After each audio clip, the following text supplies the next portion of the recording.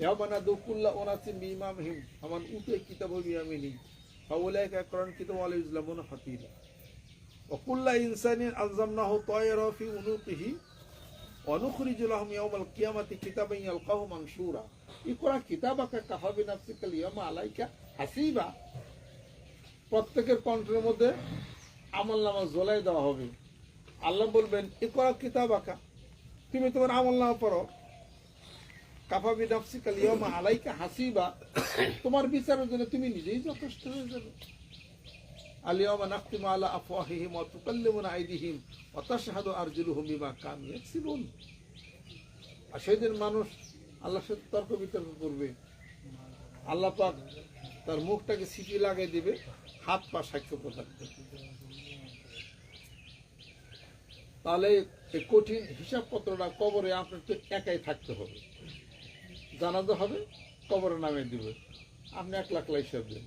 আমি ইয়াওমা ইয়াফিরুল মারউ মিন আখিহি ওয়া মিন আবিহি ওয়া সাহিবাতিহি ওয়া বানিহি, সেদিন ভাই বন্ধু ছেলে সন্তান কেউ আর আপনি পাবেন না, কবরে একা আপনি হিসাবপত্র দিবেন।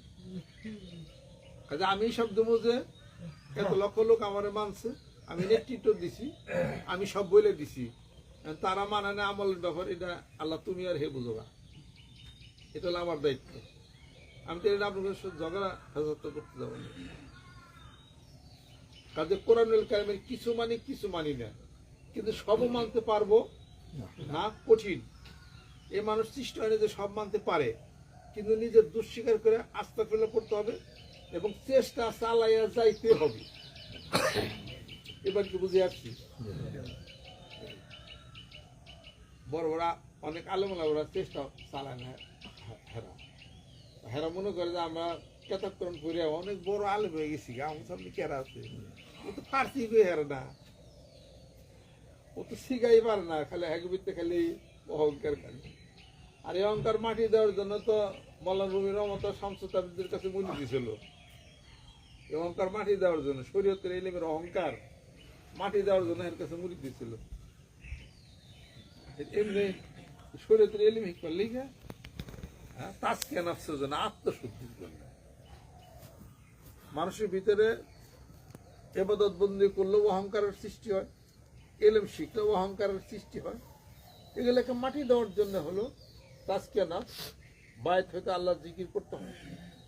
মাটির সাথে মেটা দো আপনি হস্তি কো, अगर कुछ मर्तबा चाह कि दाना खाक में मिलकर गोले गुलजार होता है, যদি কিছু হইতে চাও মাটির সাথে মিশা দাও।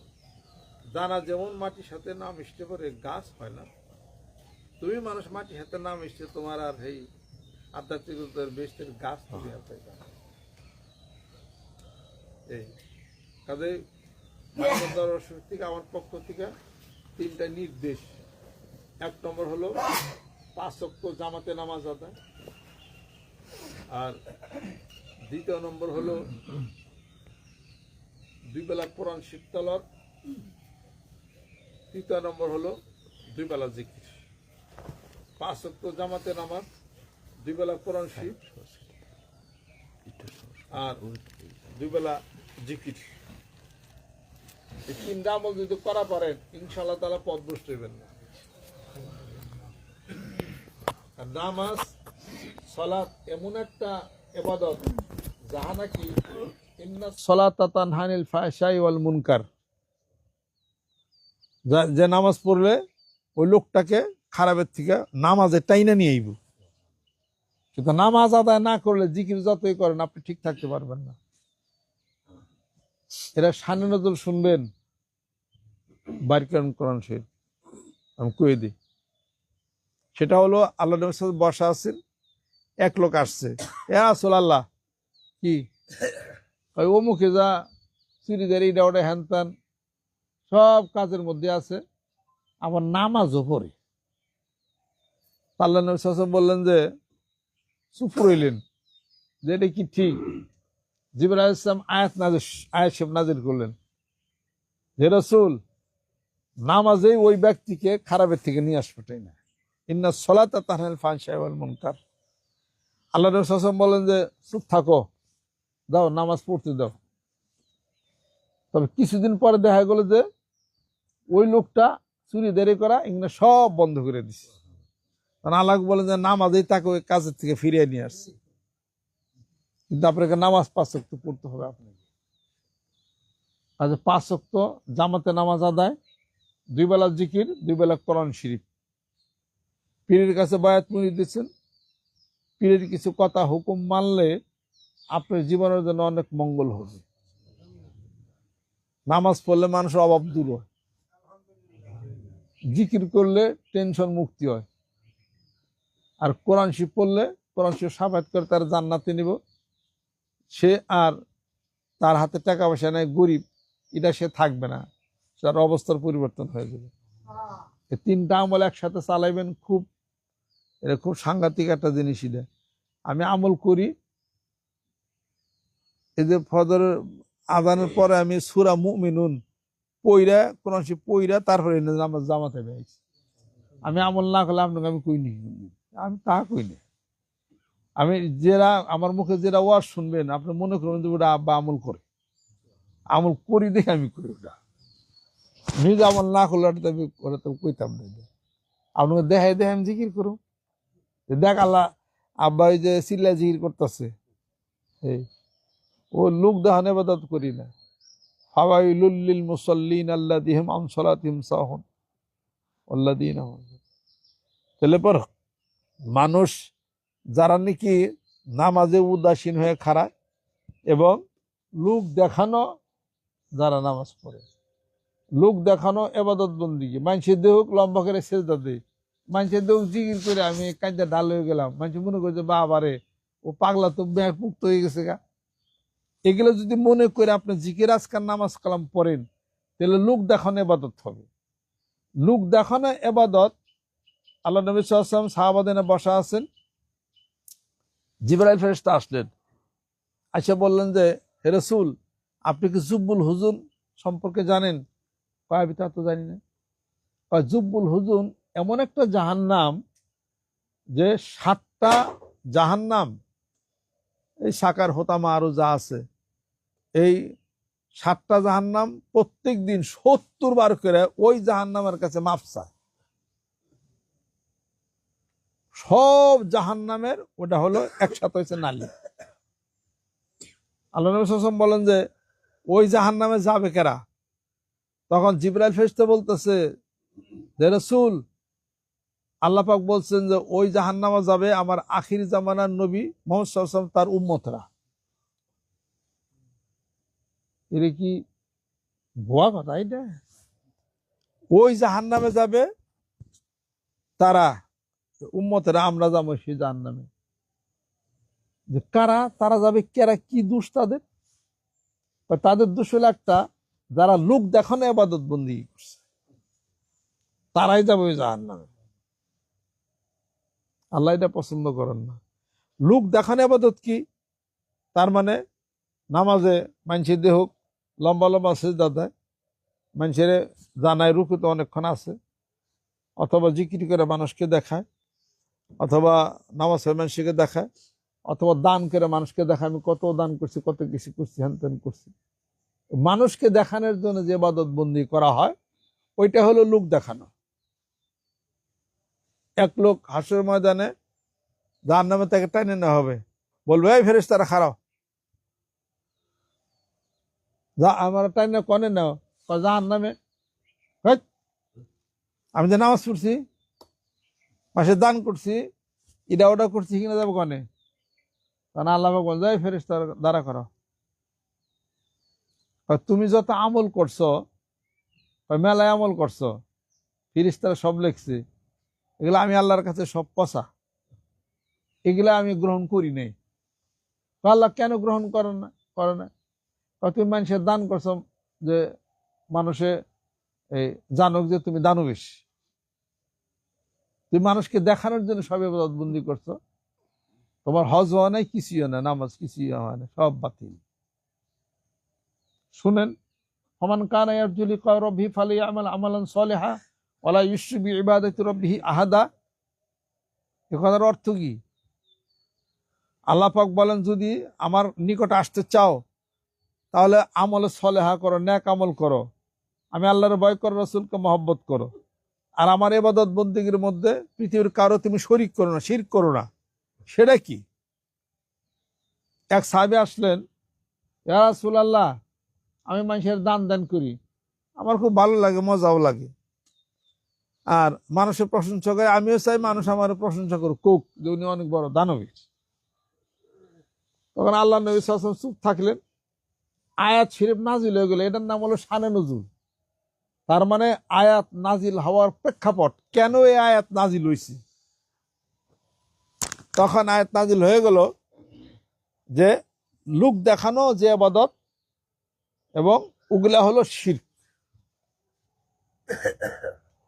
সে যত দান করছে মানুষের, তারে ভালো ভালো কইব মনে করছে, এটা শিরক হয়ে গেছে গা, ওটা আল্লাহ ন্যায় গ্রহণ করেন না।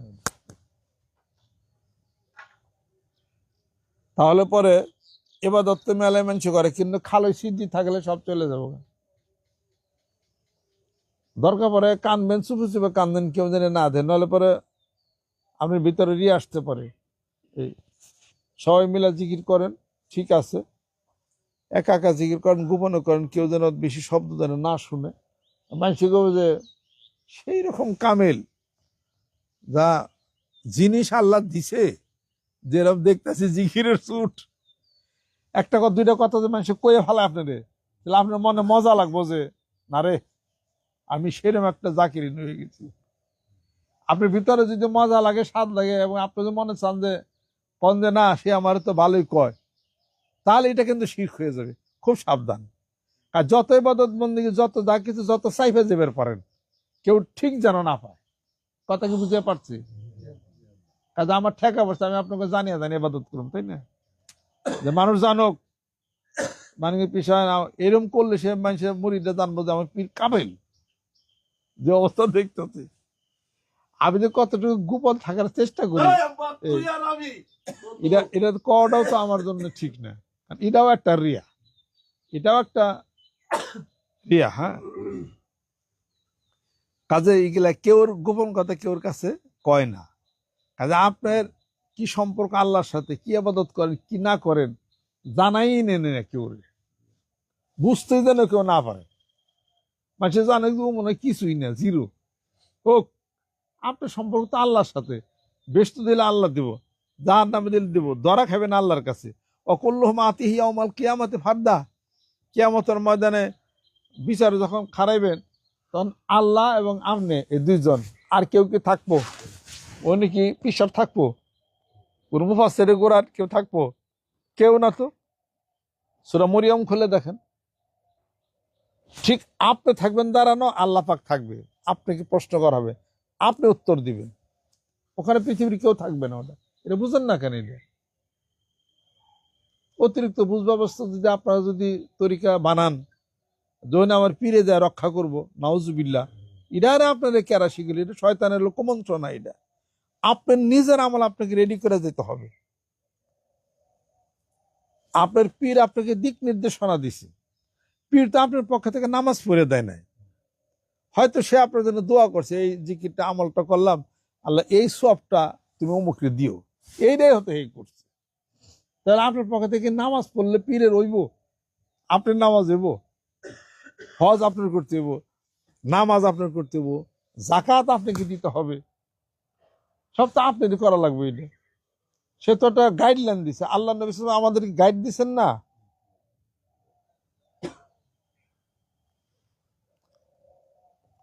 আল্লাহ বলছেন কুল ইয়া আইয়ুহান নাস, আল্লাহ পাক বলছেন হে মানব সকল, দরকার নাই যে আল্লাহ পাক বলছেন যে হে রাসূল, আপনি বলে দেন ইন্নী রাসূলুল্লাহ ইলাইকুম জামিয়া, আমি তোমাদের প্রতি রাসূল, সবার জন্য খবর বলে দিছেন। এবার আমল করতেছি না, তাই কি আল্লাহ নবীকে আমার পক্ষে ব্যাক নামাজ পড়ে দিছেন? তারপর তো ব্যাক নামাজ আমার মাফি হয়ে যেত। কাজে আপনার মনে করতে হবে যে আপনার দায় দায়িত্ব আপনার করতে হবে। তবে যারা যারা সুসম্পর্ক রাখবে, যে দলের সাথে বিষয় থাকলে, তারা জান্নাতে গেলে তাদের সাথে আপনিও আল্লাহ পাক আপনাকে ওই দলের দলভুক্ত আল্লাহ পাক করে দিবে। মান তাশাব্বাহা বিকওমিন ফাহুয়া মিনহুম, এই জিকির দলের সাথে উঠতেছেন ফিরতেছেন আল্লাহ পাক দিবেন। তাই বলে এই কথা মনে করেন না যে আপনার পক্ষ থেকে আপনাকে আপনার হিসাবটা পিড়ে দিব, এটা না। একজন হাফেজ 10জন মানুষকে জান্নাতে নিতে পারবে, ভালো আমলদার হাফেজ কেউ হয়। মাপের আল্লাহ পাক মাফ করে দেন, কোনো উসিলা করে আল্লাহ মাফ করেন, এটা ঠিক। তাই বলে কেউর হিসাব কেউ দিবে এটা কিন্তু বুঝেন না। একজন আলেম ব্যক্তির সাথে আপনার সুসম্পর্ক থাকলে আল্লাহ পাক একজন হাফেজকে 10জন মানুষকে দিছেন, ক্ষমতা দিছেন। একজন মুত্তাকি পরহেজগার আলেম ব্যক্তি হাসরের ময়দানে আল্লাহ পাক যাকে হুকুম করবেন সে কিছু সুপারিশ করতে পারবে, তার সাথে সম্পর্ক থাকার কারণে। আল্লাহ পাক ওই ছেলে মাফ করতে, আল্লাহ পাক এক উসিলা বান্দাকে মাফ করেন।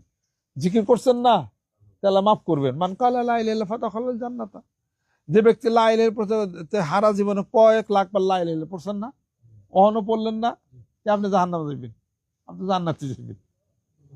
এই আশা তো আপনার রাখতে হবে। কিন্তু শয়তান জানি এই কুমন্ত্রণা না দেয় যে এত ইবাদত বন্দেগী লাগবে না, এত জিকির লাগবে না, নামাজ লাগবে না, পীর দর্শি আমবাই না, পীরই আমাকে পার করে দেবে, এটা হলো শয়তানের কুমন্ত্রণা। এটা তো পীরে পার করতে নামাজ পড়ানো লাগে তাহলে, ওগুলা মনে করেন না। আল্লাহ পাক মাফ করবেন, ভালো মানুষদের সাথে যোগাযোগ রাখছেন, আমরা সবাই একই সাথে জিকির করি, আমরা জান্নাতে যাব। আর আপনাকে খেয়াল করতে হবে যে আমার নামাজটা আমারে আদায় করতে হবে, আমার জিকির আমাকে আদায় করতে হবে। এইটা আপনাকে মনে করি আপনাকে কাজ আপনাকে চালাইতে হবে।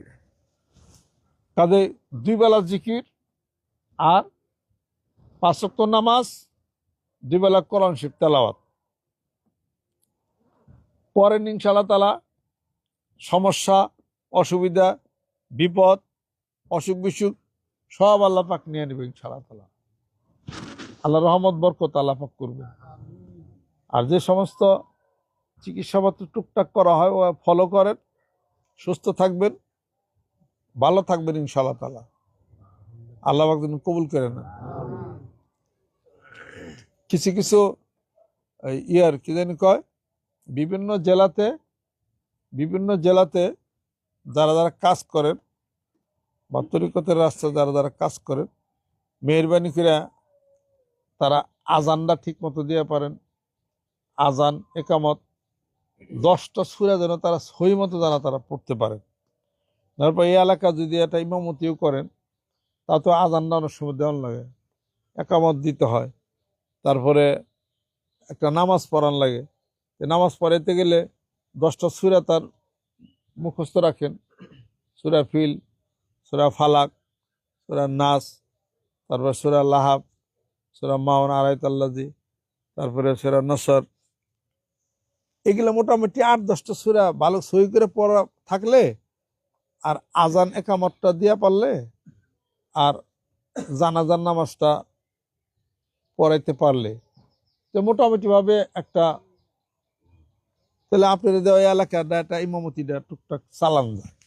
কারণ যে দাওয়াত দিবে তার তো কিছু যোগ্যতা তার থাকা লাগবে। হ্যাঁ, একামত মেলায় মানুষেরা যে একামতে তো ভুল করে, যে কাল কাশিমকারী একামতে ভুল করলো, না করলে তো ঠিক হবে না। হাইয়া আলাল ফালাহ, হাইয়া আলাল ফালাহ, একামত ভুল। এটা হাইয়া আলাল ফালাহ উচ্চারণ ঠিক করতে হবে। কাশিমকারী বলতেছে আপনি বিভিন্ন জায়গায় যান, আপনি একামত যদি ভুল হয় তো পিছের মানুষরা এটা মাইন্ড করবে। হাইয়া আলাল সালাহ মানে নামাজের দিকে প্রধাবিত হোক। হাইয়া হাইয়া আলাল ফালাহ, হাইয়া আলাল ফালাহ, হাইয়া আলাল ফালাহ, হাই হুত্তি হা, হাইয়া আলাল সালাহ, ওইটা হলো ছোট হা, হাই আওয়াজ, এর উচ্চারণ একরকম হবে, ওটার উচ্চারণ একরকম হবে। হাইয়া আলাল সালাহ হ, আর ওটা হলো হা, হাইয়া আলাল ফালাহ, এসো কল্যাণের দিকে। ফালাহ হলো কল্যাণ, কল্যাণ, এসো কল্যাণের দিকে। এই ডাক দিতেছে, হাইয়া আলাল ফালাহ, হাইয়া আলাল ফালাহ, এসো কল্যাণের দিকে। হাইয়া আলাস সালাহ, হাইয়া আলাস সালাহ, হাইয়া আলাস সালাহ, এসো নামাজের দিকে। সুবহানাল্লাহ। এই ইন্দুর মারা গন্ধ এখন থেকে রে, ইন্দুর মরছে গন্ধ। হ্যাঁ হ্যাঁ, এগুলা আর ইয়া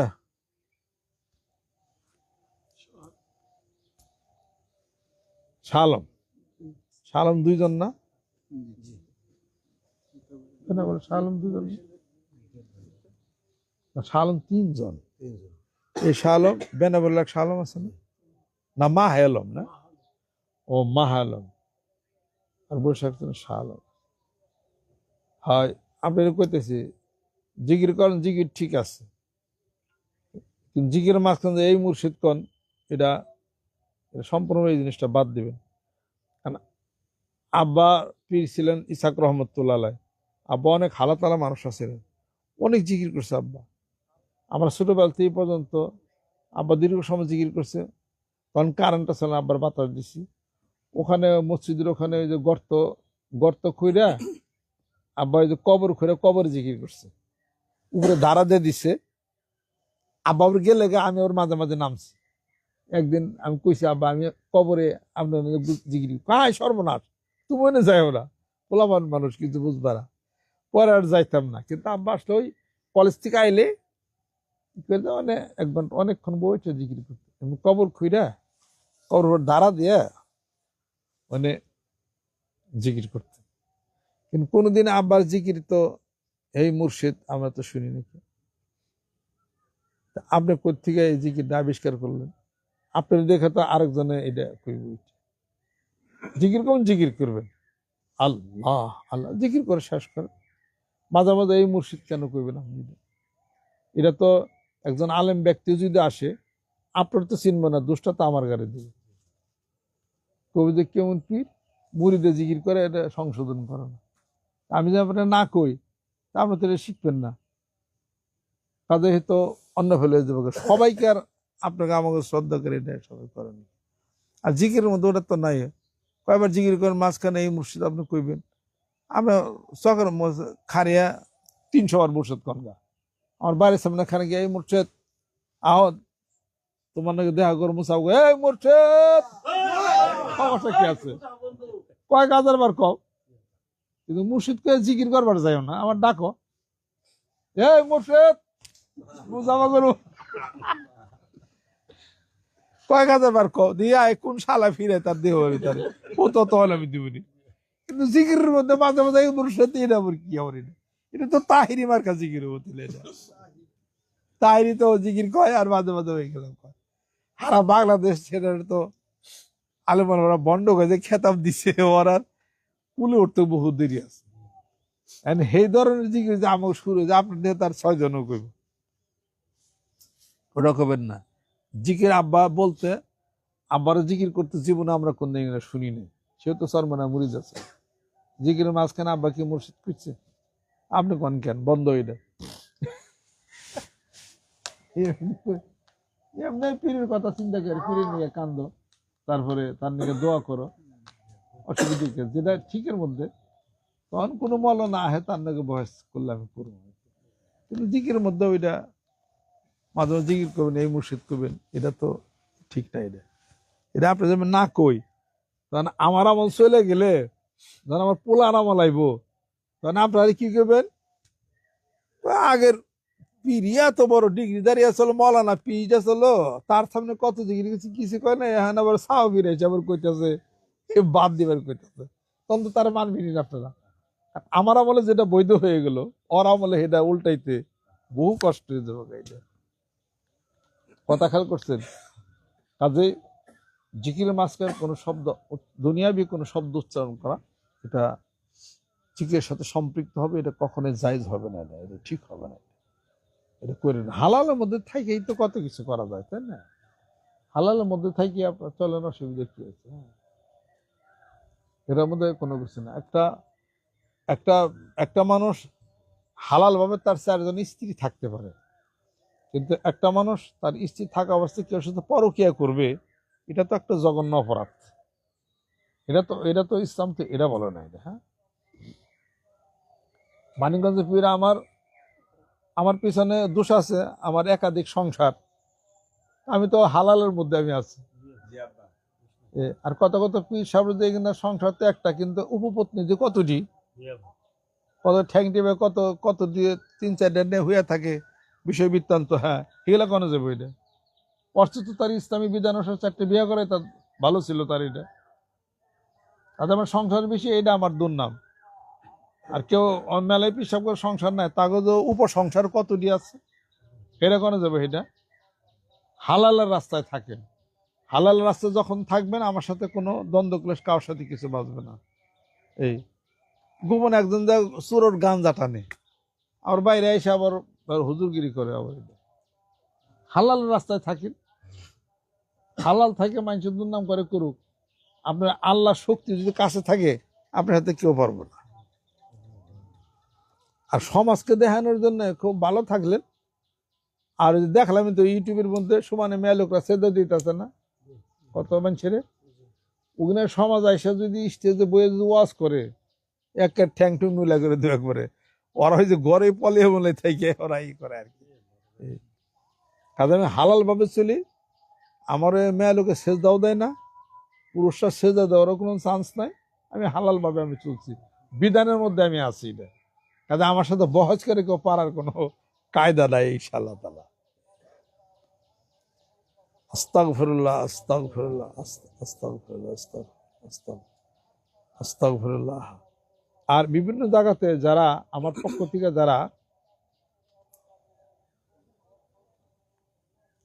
থেকে যারা সমন্বয়কারী যারা নিযুক্ত হয়েছেন, অবশ্যই তারা একটা ফর্মুলার মধ্যে আসবেন।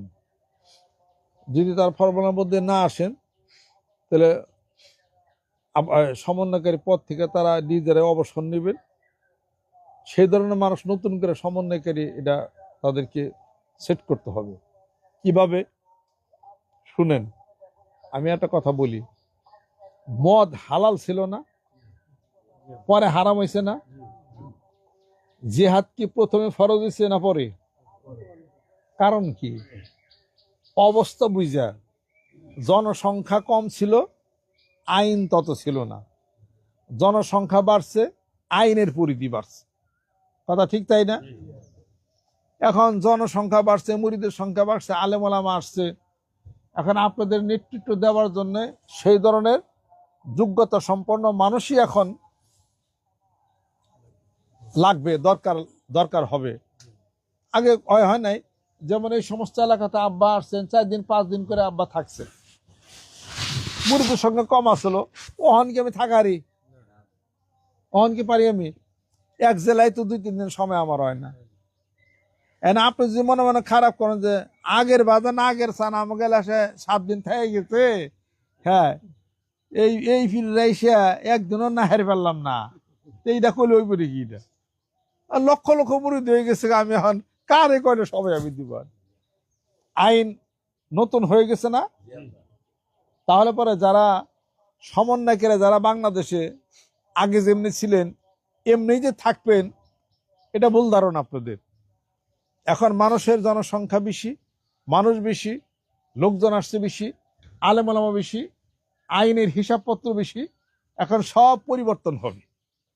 বুঝাইতে পারছি কিনা? অবশ্যই আপনাকে কোরআন শিব পড়া সহি হইতে হবে, আপনি নামাজ পড়ানোর যোগ্যতা আপনার থাকতে হবে, তারপরে আপনার আরো কতগুলা মোটামুটি 4-5টা শর্ত আপনাকে মাইনে নেয় আপনাকে সমন্বয়কারী আপনাকে হইতে হবে। আর তা নাহলে পরে আপনি বসেন, আরেকজন যোগ্যতা সম্পন্ন মানুষ তাদেরকে দিয়ে গঠন করে সিস্টেম করে কাজ আমার চালাইতে হবে, করতে হবে আমাকে। আপনার তরিকার কাজ করবেন, কিন্তু একটা জায়গার একটা এলাকার নেতৃত্ব দিতে গেলে তো তাকে একটা যোগ্যতার হিসাবপত্র নিয়েই তাকে বলতে হবে তাকে। এখন তো হিসাবপত্র অন্যরকম। এখন তো মানুষ বাড়ছে, আলেম-ওলামা হয়েছে, এখন তো ওই সিস্টেমে কাজটা করতে হবে। মুরিদের সংখ্যা কম ছিল, যেমনি মনে হেমনে চলছে, এখন তো তা চলে নাই। এখন তো আমি বসে থাকতে গেলে 10টা কথা বলতে হয়, 10টা কথা বলার মধ্যে একটা কোরআন শরীফ আয়াত বলতে হয়, একটা হাদিস শরীফ বলতে হয়, অথবা নামাজ পড়াইতে হয়, অথবা একামত দিতে হয়। এই কাজগুলা যদি একটা সমন্বয়কারীকে দিয়ে আমি যে না পারি, এই জেলা আমি তাকে দিয়ে ধরে রাখবো কেমনি করে আমি এটা, তখন তো তাকে মানুষ মূল্যায়ন করবে না। তখন মানুষ যে জেলার একটা কাজ করবে তাকে তো ওই ধরনের ফিট একটা মানুষ লাগবে। এটা আমাকে তাকে আইনা দরবার আইনা জানিয়ে বুঝে আমাকে ট্রেনিংটা নিতে হবে, সেই ট্রেনিং আমি দেবো। সেই ট্রেনিং এর পরেও যদি কেউ অপারগতা হয়, তখন তো সমন্বয়কারীর পক্ষ থেকে তখন সে একাই বাদ হয়ে যাবে। সেইটা কথা কি বুঝতে পারছি? হেরে বুঝা আপনারা কাজ করেন, সামনে এই সিস্টেম করে সারা বাংলাদেশি প্রত্যেকটা জেলা জেলা আমি জরিপ করে যারা কাজ করছেন, ভালো কাজ করছেন, তাগই চাই তারা আমার ট্রেনিং প্রাপ্ত হইয়া তারা এই কাজগুলো ভালো করে করলে তাগো দিয়েই আমি কাজ সারতে পারি। যদি কোনো ক্রমে না হয়, তাহলে নতুন সমন্বয়কারী আমাকে সিস্টেম এটা করতে হবে। এটা তার কারণ যুগ জিজ্ঞাসা অনুসারে, পরিবেশ অনুসারে সেই ধরনের কাজ আমাকে করতে হবে। একটা লোক আপনি কথা বললেন, একটা কোরআন শরীফ আয়াত যদি বলতে না পারেন, হাদিস শরীফ যদি বলতে না পারেন, একটা জায়গায় একামত দিতে না পারেন, একটা নামাজের ইমামতি করতে না পারেন, আপনার একটা জেলার ইমামতি আমি দিব কেমনি করে দিলে? ওই লোকগুলার তা আনতে তো হবে, কাজ তো করতে হবে। এটা কাজে এক একটা জেলার একটা সমন্বয়কারী মানে কি ওই জেলার প্রধান, সে তাকে তো ওই ধরনের একটা কাজ সিস্টেম করে আমাকে নিতে হবে। এটা হলো আমাদের তরিকতের রাস্তায় সবচেয়ে চরম একটা বিজয় হবে। আমি যে 5 কোটি মানুষের টার্গেট নিছি, এটা একটা বিশাল একটা বিজয় হবে যদি 10টা মানুষ আমি যদি রেডি করতে পারি। 10 জন সমন্বয়কারী যদি আমি সারা বাংলাদেশে আমি যদি রেডি করতে পারি, তাহলে আমার 5 কোটি মানুষ রেডি হইতে আমার সময় লাগবে না। সেই লোকটা একটা আমার পক্ষ থেকে নির্বাচিত হবে এবং আমার পক্ষ থেকে তাকে সই শুদ্ধ হয়ে তাকে মাঠে তাকে নামতে হবে। তাহলে বসে আমি কাজ আগাইতে পারো। মিডিয়া 10 জন মানুষ তো এটা দেশ জাগানোর জন্য যথেষ্ট, বেশি লাগে না তো, 10 জনই তো যথেষ্ট। আচার আচরণ, কথাবার্তা, লেনদেন, সততা, বক্তব্য, এগুলা হইলে পরে তো কাজ এটা সুন্দর করে এটা হয়ে যায়। এটা এবং আমার সাথে একটা যোগাযোগ, লেনদেনটা ঠিক রাখা, যাতায়াত করা, সেখান তার সংসারে চিন্তা করবে। কেউ যদি তরিকার কাজের খেদমত করে, সে যদি তার সংসারেরই চিন্তা করে, তরিকার কাজ সে করতে পারবে না। তো পিছে যদি আমার এই বউ ফোন দিছে, এই জানো এই বলে চাইল নাই, এই বলে ডাইল নাই, তাহলে কি সংসার করবো? বউরে কইব যে থাহিজ বাইতে চললাম আমি, যাবে সে। এক সাহাবীরা 1 বছর গেছে, ফেরা বছর বাইতে ঘুরে আইছে, কিন্তু তার বাড়ির চিন্তাটা, সে যে তরিকার কাজে নামছে, বাড়ির চিন্তাটা থাকলে সে তো তরিকার কাজ করতে পারবে না। ওই চিন্তা টেনশনের মালিককে আল্লাহ উসিলা দিছেন হয়তো আপনাদের জন্য আমারে, আমি সে টেনশন করব, আমি সেই চিন্তা করব। কিন্তু আপনার তো সৈনিক হইতে হবে আগে, আপনি সৈনিক হয়ে আমার পক্ষ থেকে নির্বাচিত হইতে হবে, তাছাড়া আপনার কাজ করবেন কেমন? আপনি করবেন যে পীরের নামে দেওয়া হয়ে গেলাম গা, দেওয়ানো হয়ে গেলাম গা, আপনি নেন যাই তালাশ করে পাইতেছি না আমি, কখন দেওয়ানো হয়ে ঘুরতেছে না। কলতে থাকলেন, পরে যা খাইলেন নাকি বিড়ি টানলেন, উক্কা টানলেন, আপনি পীরের নামে দেওয়ানো কেরালে গেছেন গা, কয়জন আল্লাহ রাস্তা আনলেন জমা করে দিছি আপনি, তাহলে আমি আপনার দায়িত্ব নিব কি? আপনাকে আমার পক্ষ থেকে নির্বাচিত হন। এখন আমার পক্ষ থেকে নির্বাচিত হইতে গেলে অনেক কাঠখড়ি একটু পুরান লাগবে, কারণ দরবারের বিস্তৃতি বাড়ছে। একটা জায়গায় গেলেই একটা মানুষের সাথে আলেম সমাজের সাথে বসতে গেলে অন্তত পক্ষে তাকে প্রাথমিক কিছু কাজ তাকে অবশ্যই তাকে করতে হবে। এটা ছাড়া তো আমি আপনাকে কাজ তো আমি আগাইতে আমি পারবো না। এটা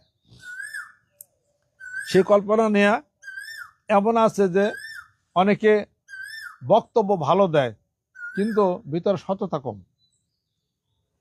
কাবার আছে সততা বেশি কিন্তু তার কথাবার্তা বা তার কোরআন হাদিস শিল্পী এই জ্ঞান তার নাই। অন্তত পক্ষে যতটুকু জ্ঞান তার হইলে চলে, সত্য লাগবেই। ফার্স্টে প্রথম শর্ত হলো সততা।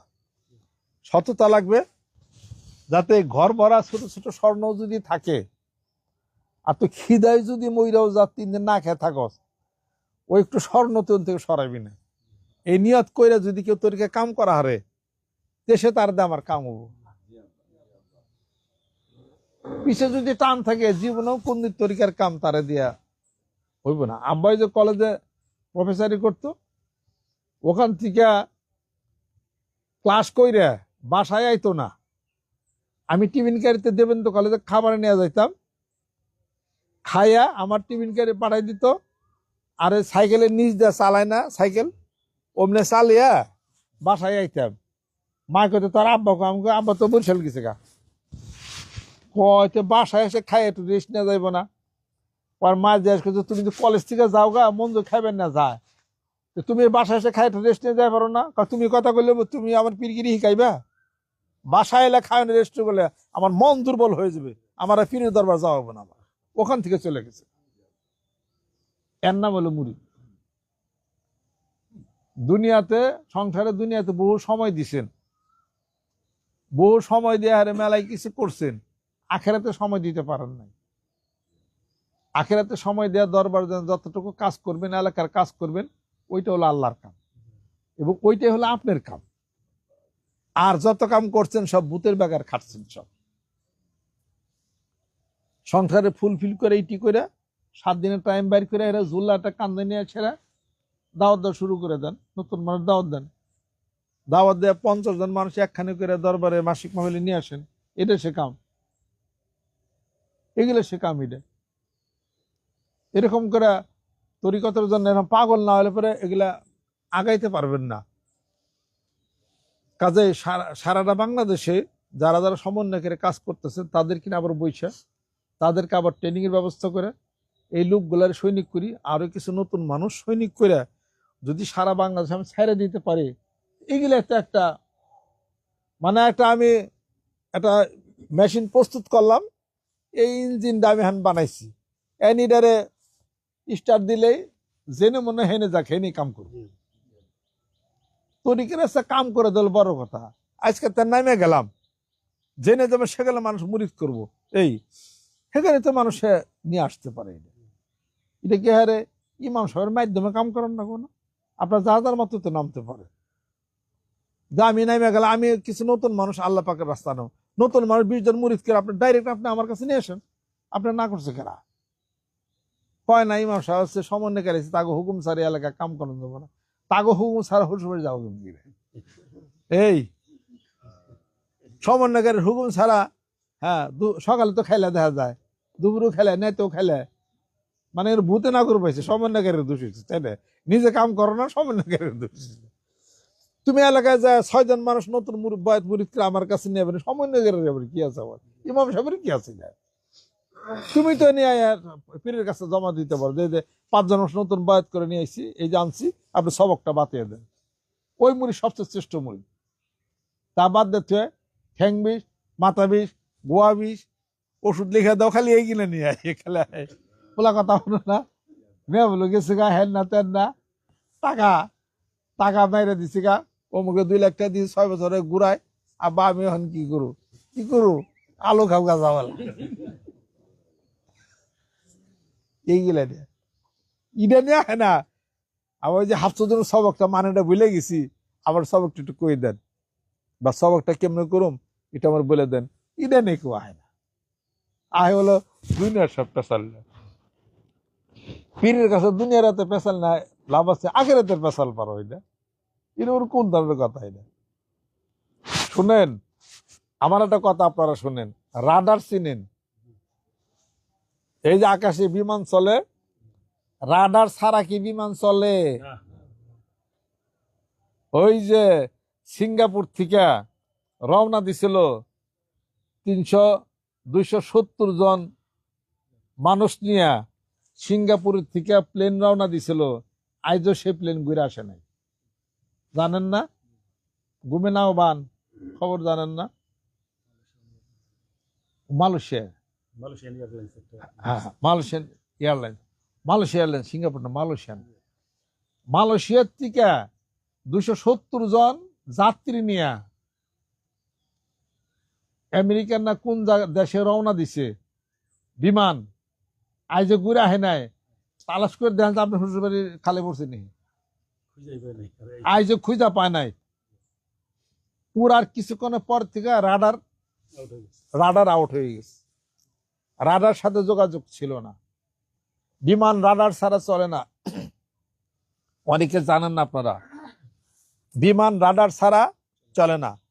আর নিচে রাডার থাকে, ওই রাডারে সব বিমান ইন্ডিকেশন দিতেছে কোথায় কেমনি কেমনি কি। কালি অনন্ত আকাশ 40,000 ফিট উপরে, কোথায় যাবে, ডাইনে না বামে কেমনি কি, কিছু বিমান ঠিক পাবে না, রাডার ছাড়া চলবে না। তো মালয়েশিয়ান সেই বিমানটা গত 4 বছর আগে 270 জন যাত্রী নিয়ে রাডার থেকে বিচ্ছিন্ন হয়ে গেছে, রাডার সাথে আর কোনো যোগাযোগ নাই। সেই বিমান যে গেছে আইজ ঘুরে আসে নাই, সেই বিমান কোথায় গেল, কোন কই গেল সে বিমান? সারা পৃথিবীর মানুষ, সমস্ত ভূমধ্য সাগর মুখ তমুক খানতেন সব তালাশ করছে, আজও সে বিমান পায় নাই। কোটি কোটি টাকা নষ্ট করছে সব দেশের সরকার, ভারত সরকার, আমেরিকা, তারপরে রাশিয়া, এরা সবাই। কোথায় গেল বিমান? তালাশ করে পায় নাই, আজও পায় নাই। কই গেল? রাডার থেকে বিচ্ছিন্ন। মুরিদ শুনেন, মুরিদের জন্য পীর হলো রাডার, মুরিদের জন্য পীর হলো রাডার। স্ত্রীর জন্য স্বামী হলো রাডার, সন্তানের জন্য পিতামাতা হলো রাডার। যে স্ত্রী স্বামীর সাথে রাডার যোগাযোগ নাই, ওই স্ত্রী পদভ্রষ্ট হয়ে যাবে। যেই মুরিদ পীরের সাথে, পীর রাডারের সাথে যোগাযোগ নাই, এরা ফাঁকে পদভ্রষ্ট হয়ে যাবে। আমার কোনো দোষ নাই। এটা যে নিয়ে যান, যাই কিছু করেন, পীরের কাছে আইবেন, কথা কইবেন, সরাসরি যোগাযোগ করবেন, তারপরে একটা কথা বলবেন, কোথায় গেলেন তার একটা খোঁজ খবর থাকবে, একটা রাডারের সাথে যোগাযোগ। অনেক মুরিদ রাডার নাকি আমার নাকি যোগাযোগই নেই। এক মুরিদ 2 মাসিক মাহফিলে মুসাফির গেলাম, মুসাফির যাইতে এখন কম দেখি, কাছে চাপে না তো ওটা বেদিবি হয়, কাছে চাপে না বেদিবি, পীরের কাছে চাপলে বেদিবি হয়তো পীর দর্শক করবার নাকি। আরেকজনে কইতেছে, কয় আমাকে কম দেখি, কয় কি কমো, আমার তো একজন কইলো যে পীর হলো গুড় কাহাব, কাছে বেশি চাইও না। আমি বলে গুড় কাহাব, দেখছেন? আমি বললাম এই হালাই আমার বানাইছিল গুই হাব, আমাকে সবল দিব তোমারে, পীর হলো গুড় কাহাব, কাছে বেশি চাইও না। গেল আরেকজনের কাছে একজন টেনে নিয়ে গেছে 9 লাখ, বারে কইছে আব্বার হুকুম, সব কাজ পীরের হুকুম নন লাগে না। 9 লাখ নিয়ে গেছে গা, নিয়ে মাইরে দিছে, হেডারে হারে শালির বিচার। এটা আমি কি জানি, আমার তো কর না। আবার তো কই বেরিয়ে দিল না আপনার কাছে, সব কাজের হুকুম পীরের কাছে নন না কেনা। পীর হলো রাডার থেকে যারা দূরে যান, রাডার থেকে, পীরের রাডার থেকে দূরে যান না। মুরিদের কাছে কোনো রাডার নাই, মনে রেখে দেন। পীর বাড়ির কাছে কোনো রাডার নাই, মনে রেখে দেন। রাডার হলো পীর, আপনার রাডার। মুরিদ রাডার যোগাযোগ রাখেন, যোগাযোগটা ঠিক পথ রাখবেন। রাডার ফাঁকি দিলে কিন্তু কোন জায়গায় উইরা যাবেন গা, আমার কোনো দোষ নাই, না মনে রেখে দেন। পরে কইতেছে যে ইয়ার কাছে কম আসি তো বেদি হয় আর কি।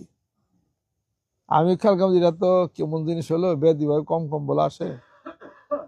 পরে হে মুরিদি, হে এলাকাতে আমার একজন ওয়াজ করবার নিচ্ছে আর কি, তাই হলো ভাই, ওয়াজ করে আমারে 48,000 টাকা দিছিল। এই টাকা দিয়ে আমি যে আব্বা থাকতেই বাসার ভিতরে ওই যে টিনের বেড়া দিছিলাম, পর্দা করছি আর কি। ওই টাকাটা 3 কিনে এনে এই কাজ করছিলাম আর কি। তার এক ভাই হেই হলো কইছিল যে কাছে চাবি না তো বেদি হয় আর কি। হে আবার কইছে তার বাইরে পীরের 1 লাখ একটা ওয়াজ করে 48 টিয়া দিলে অমুক বক্তারে 5টা ওয়াজ করাতাম 10,000 টিয়া দিতাম, কত কাম হয়ে যেত। ওর জ্ঞানে এটা ধরছে। পরে কাছে চাবি না তো বেদি হয়, পরে এখানে আর মুড়ি দিয়ে নাকি এখন রাডার থেকে ভাগে গেছে। ওর জ্ঞানে ধরছে যদি ওই বক্তারা এনে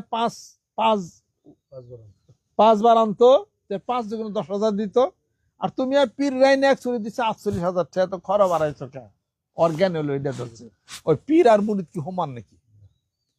পীর একবার তোর জায়গা তোর বাড়িতে এলাকায় গেলে যে কাম হবো, তুই আর একটা বক্তারে 20 বার নিলি হে কাম হবো তোর? তোর জ্ঞানে শিখাইছে কারে কিনা? হে মুরিদ নাই কে? হ্যাঁ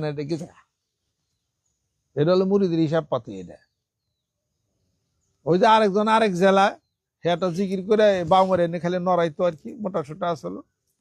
তার আবার কিছু ওর ভক্ত হয়ে গেছিল গা। সে আবার কইতে কি যে আমার পাওয়ার হওয়ার আব্বা তখন জীবিত, ওখান থেকে সব ডাইরেক্ট আসে।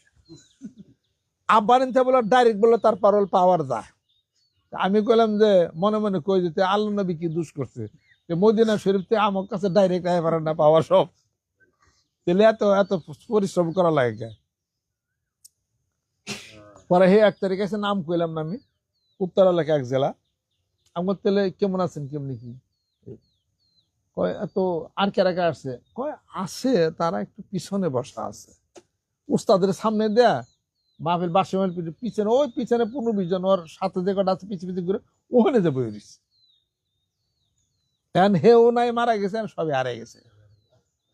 আরেক লোক পাকুটা সন্ধানপুর ওই এলাকায় গেছি, টাঙ্গাল ওই এলাকা, ওই এলাকায় খালি কোন এক লোকের ভক্ত, কোন সব মুড়িদা কি পাগল হয়েছি কিছু জানি না, সেই পীর ভাইয়ের ভক্ত, পীর সারবার রাজি হয়, সারবার রাজি না। এরকম করতে করতে করতে করতে ওই এলাকাটাই শেষ। পাকুটিয়া সন্ধান বাড়ি আমার, দেখেন আমার ওয়াজের ক্যাসেট আছে। এই এলাকা তারে ছাড়া কেউ বুঝলো না, ওই এলাকাটাই শেষ হয়ে গেল।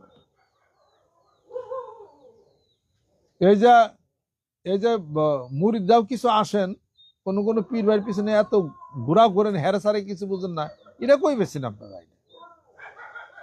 কতটি ঘটনা শুনবেন। লাঠিটা দাবরা দে,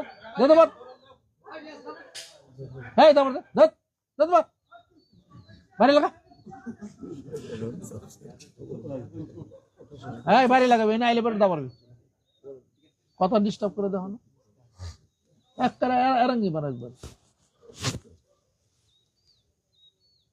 আর ঘটনা শুনেন, আমি ওদিকে গেলাম এক জায়গায়, ওই এলাকার উনি মৌলানা আলেম, এই আব্বা তখন জীবিত। ওই এলাকাতে ঢুকন যায় না, দরবার থেকে বক্তা নেয় না, আমরাও ঢুকতে পারি না। ওই এলাকা বিশাল এলাকা, উনি ওই চাষাবাদ করে খাইটা আর সংবাদটা জানলাম, জানার পর আমি রিসার্চ করলাম কথাটা কতটুকু সত্য, দেখালাম কথা সত্য। আমি খেয়াল করলাম যে একজন লোক যদি আমার দাওয়াত দেয় মুরিদ, সাথে সাথে আমি স্বীকার করব। পরে একজন আমার দাওয়াত দিচ্ছে, আমি সাথে সাথে স্বীকার করছি, স্বীকার করে হের বাড়িতে যায় আজে। ইয়ার পরে হে ইমাম সব ব্যক্তি নিয়ে তারা খালি মারেই নাই, আমাকে সারা পীরের ফুলার আল্লাহ কি পাইছ, আমি এলাকার ইমাম সব কইছে। পরে হেন আমি সেখানে একটা মাহফিল, ছোট ছোট মাহফিল হয়েছে, এই বাড়ি দিতে পারো না, এই লাঠি বাইরে দে বাড়ি, এই বাড়ি যাও না কেন, বাড়ি যাও না কেন, এই বাড়ি দে, এই সব বাইরে, এই বাইরে, এই কুত্তা বাইরে যারে কি করলে আমি যাবো। পরে যায় একটা মাহফিল হয়েছে, সেই মাংস তো আসে না, তার সাথে লোকজন আসে না, আর যে দাও দেন তারা খালি মারেই নাই। পরে আমি ডাক দেওয়া হয়েছি, আমার ডাকেও তারা আহে নাকি, তাহলে কি করা পারি কোন? পরে কমিটি টমিটি সব বাতিল করে দিয়ে নতুন করে কমিটি গঠন করে তাকে দিয়ে আইছি। পরের দিন দিয়ে লোকজন নিয়ে মানিকগঞ্জ হাজির। আব্বার কাছে কইতেছে যে ভাইজান তো গেছিল, কিন্তু এলাকা তো শেষ। এলাকা শেষ কি হয়েছে? ওখানে একজন মৌলানা আলেম মানুষ, ওনাকে দেখে এলাকা চলে, এই কমিটি বাতিল করে দিছে। আব্বা কয়, মঞ্জু যা করছে ঠিকই করছে, ওর কথা শোনো গা, ওর উপরে তরিকার দায় দায়িত্ব বার আমি সব ন্যস্ত করছি। আব্বাকে তো কয়ে দিছে ব্যক্তিটি গেছে গা। তারা আবার হ্যাঁ পিছে পিছে যারা ঘুরতো 7-8 জন মিলে ফট করে তারা গেছে গা আবার যশোর যায় খলিফার কাছে যা বায়াত মুড়ি দিছে, হ্যাঁ গেছে গা। আর ওই এলাকার কিছু মুড়ি দেনা তারা বললো যে আমার এলাকাতে এখন তো কাজ করবো কারা, এই মেইন ব্যক্তি আসলে হয়ে গেল এলাকা তো শেষ। আমাকে হ্যাঁ আপনার জিবরাইল ফেরেশতা খবর গেছে এলাকা শেষ হয়ে গেছে না, আপনি পীরগিরি শিখছেন এটা পীর মধ্যে আপনি শিখাইছে গেল আপনাকে গেলে এলাকা শেষ হয়ে গেছে গা। আল্লাহ নবী দুনিয়াতে চলে গেছে গা, সারা পৃথিবী শেষ হয়ে গেছে, কাজ তো চলবে। কোন এলাকার কেলা মুরিদ নাই, কেরা আলেম নাই, তাতে এলাকা শেষ আপনি করলো কারা এটা। হট করে হেরা ব্যক্তিতে যায়, হেরা দল পাকিয়ে হেরে যায়। আবার খলিফা আছে একদম যশোর, তার কাছে মুড়ি দিছে। মুড়ি দেওয়া মানে আমাকে দেখাইব আর কি। তার মুড়ি দেওয়া হেরে নিয়ে আবার হেনে ওয়াজ দিচ্ছে এই খলিফারে দিয়ে। ওয়াজ দিয়ে সেরে বড় স্কুলের মাঠে ওয়াজ দিচ্ছে। ওয়াজের মধ্যে হয়েছে কি আল্লাহ জানে 10 মিনিট কথা করার পরে হেয়ার কথা কয়ে পারে নাই, ওয়াজ ইয়ার করে নাই, কি হয়েছে আল্লাহ জানে। এলাকার মানুষ কইছে যে দূর তোমরা কারে আল্লাহ এত ওয়াজি কইয়া বলো না, কথাই তার হইল না। এটা ফিরা আবার নতুন করে হেনে মাহফিল হয়েছে, এলাকার লোক চালা সব এখন ওই দলই নাই, সব আউট হয়ে গেছে। মুরিদা আমার পীরগিরি শিখাইব না আমি মুরিদগিরি শিখাবো কোনটা? আপনারা যদি আমারে পীরগিরি আর তরিকা শিখান এটা তো ভুল হবে থিওরি। এটা হলো চরমনাই ওই বইটা যে নাকি খেলাফত নাই। চরমনাই হলো গদির দরবার, মানিকগঞ্জ তো গদির দরবার নাই। এটা আমি তো পীরগিরি যাই না বুঝা, এটার মধ্যে সিদ্ধি লাভ কইরা আমার বাবার কাছে সার্টিফিকেট নিয়ে পরে মাঠে নামছি। আমি আর আরেকজনের বেশ কম আছি না, এটা বোঝানো লাগবো। আমারে তরিকা কেউ শিখা বেড়ায় না। ও যে কটা শিখা বের গেছে সে কটা ব্যক্তি আউট হয়েছে, আউটে ওই এলাকা নাই হিগে অস্তিত্বই নেই। অনকাল পিছিয়ে ওই যে ছাগলের হলো 2 বান্না, বাচ্চা যদি থাকে ছাগলের 3 দেয়, 3 নম্বর বাচ্চার অবস্থা কি হয়? 2 বাছুরে 2 বান খায়, মাঝখানে একটা খালি ফাল পারে, খালি হে অবস্থা হয়ে গেছে। যশোর খানকাটা দখল করে লয়ে গেল। হ্যাঁ ওই ম্যাচ বাস হলো আব্বার মতো পান খাইতো আর জ্বর দেমনি করে খাইতো, ওইরকম ঠোঁট লাল থাকতো, গান কইতো একটা ঠিক ওই সিস্টেম। ওনার আমি সিস্টেম দেখে আমি তখন ইউনিভার্সিটিতে পড়ি, আমার ভালো লাগলো না। ওনার কিছু অ্যাক্টিভিটিস আমার কাছে ভালো লাগেনি, যে ওনার ভিতরে মনে কোনো উদ্দেশ্য আছে।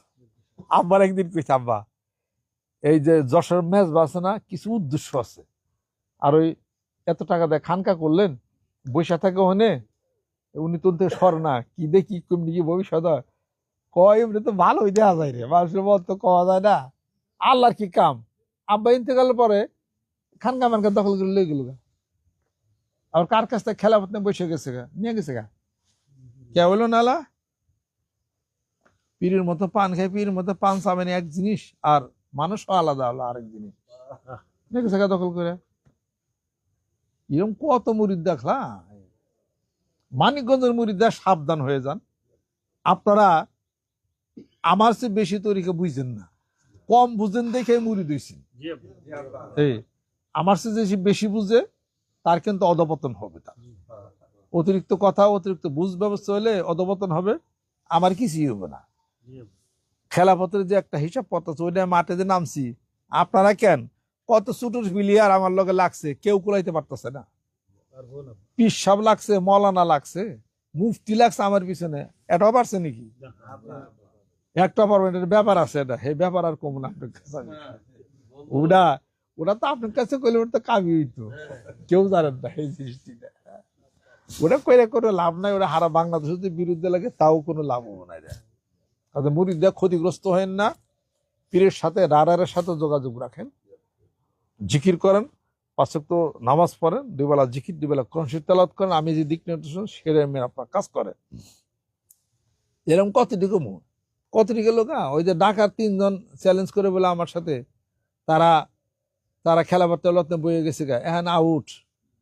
এরকম কতটুকু আরো কতটি আউট হলো।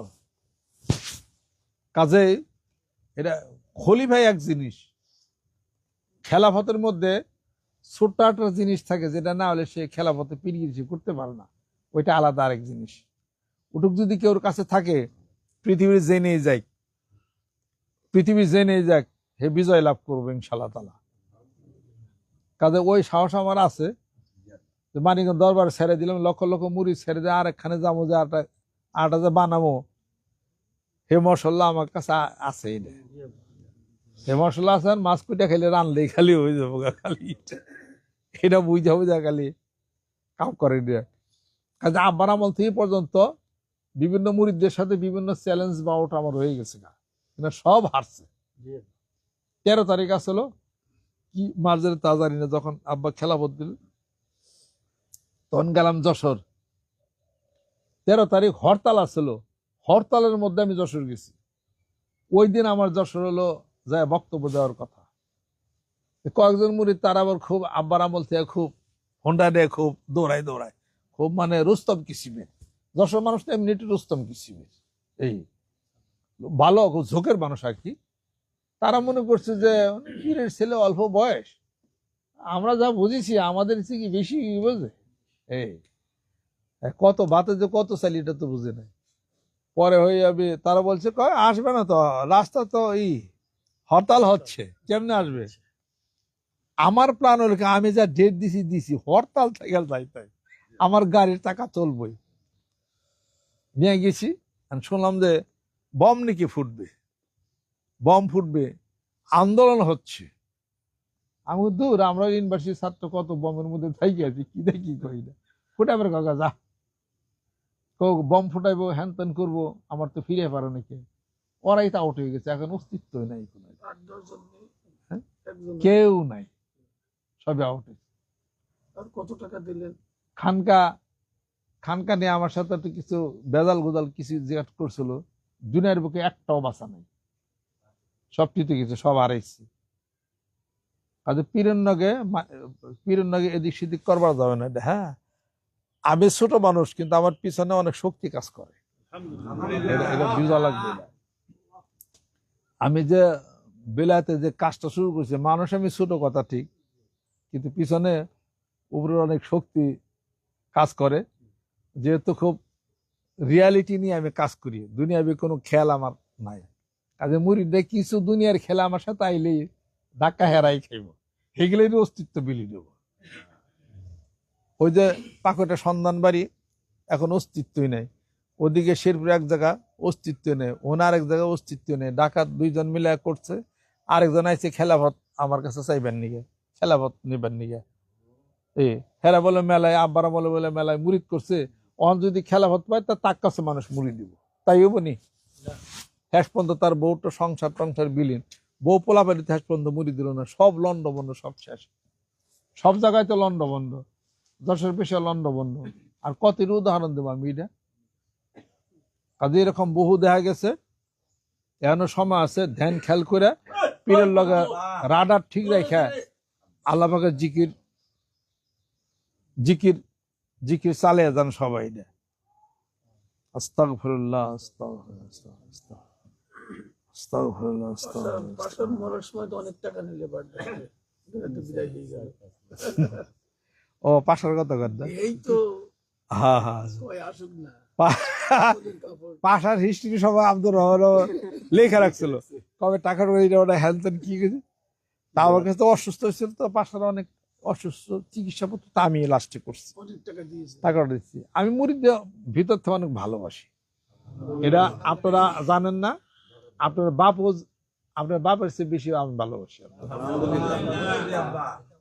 এটা আপনারা বুঝতে পারেন নাই। হ্যাঁ, যারা এমনও চরম শত্রুতাও যারা করছে তাদেরকে আমি দেখছি, পয়সা পাইতে টাকা টোকা দিছি, আরেক বন্ধু টাকা টোকা দিছি, এটা ওটা করছি, এরকম করি আমি। মুরিদদেরকে খুব বিতর্কত ভাবে খুবই ভালোবাসি, এটা আপনারা জানেন।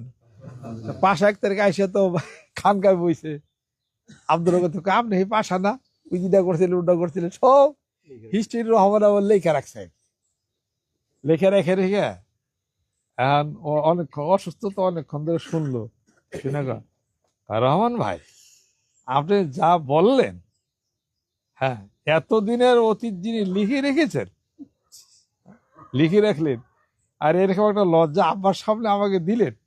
আমি তো অসুস্থ হয়ে গেছি, যদি ভালো থাকতাম আপনাকে মেরে দিতাম।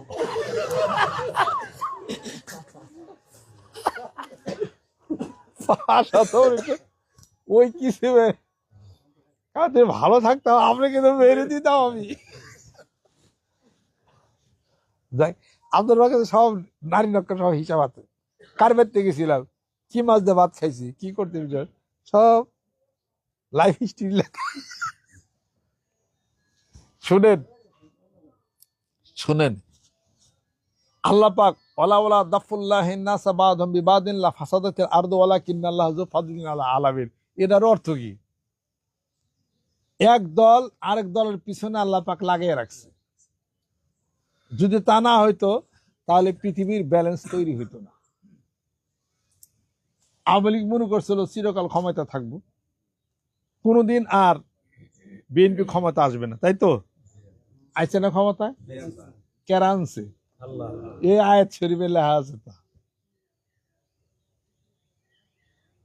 ওয়াইজা আরাদনা আন নুহলিকা কারিয়াতান আমারনা মুত্তাফিহা ফাফাসাকু ফিহা ফাহাক্কা আলাইহিল কাউলু ফাদাম্মারনাহা তাদমীরা। এটা এই আয়াত শরীফের এটার অর্থ হলো এইটাই। অনাবর যদি বিএনপি মনে করে যে আমরা তো আইছি, আমাকে আর কেউ নামে হারবো না। আমার সন্দেহ হচ্ছে যে 3 টার্ম বিএনপি গেছে, 3 টার্ম আওয়ামী লীগ গেল, 1 টার্ম মনে হয় যে হুজুরদের একটা সুযোগ আল্লাহ পাক এই বাংলাদেশে দিব। আমার সন্দেহ হইতেছে আর কি, বিচারে খাটে সবারই আল্লাহ সুযোগ দেয়, দেয় না? ইসলামী জীবন ব্যবস্থার কথা, কোরআন সুন্নাহর কথা যারা বইলে আসতেছে এত বছর, তাগো একটা সুযোগ আল্লাহ দিতে পারে।